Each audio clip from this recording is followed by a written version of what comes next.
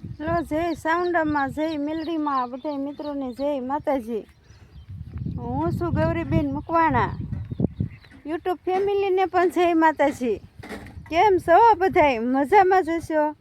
આજનો અમારો બ્લોગ છે આ ઝાડ વિશેનો, એમના ફળ વિશેનો.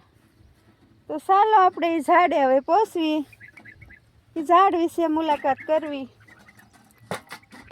તો અત્યારે આપણે પહોંચી ગયા છીએ એ ઝાડે.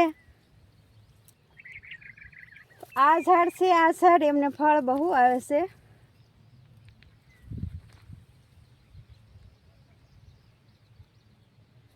સરસ મજાના ફળ આવે છે, ઝીણા ઝીણા પાકે એટલે સફેદ થાય છે. જ્યારે નાના હોય ત્યારે લીલા હોય છે, અને જ્યારે પાકે ત્યારે સફેદ થાય છે. તો પક્ષીઓ આ ફળ બહુ ખાય છે. તો પક્ષીઓ માટે આ ઝાડ બહુ ઉપયોગમાં આવે છે. તો પક્ષીઓ અત્યારે ભૂખ્યા નથી રહેતા, તો એમને ફળ, આ ફળ પાકે એટલે પક્ષીઓ બહુ આવે છે. તો પક્ષીઓ માટે આ ફળ ઉપયોગમાં ઘણું આવે છે. તો પક્ષીઓ માટે બહુ સારું છે. આપણે આગળ જઈશું. આ ઝાડને આંકડો કહેવામાં આવે છે. આ ઝાડને આંકડો કહેવામાં આવે છે.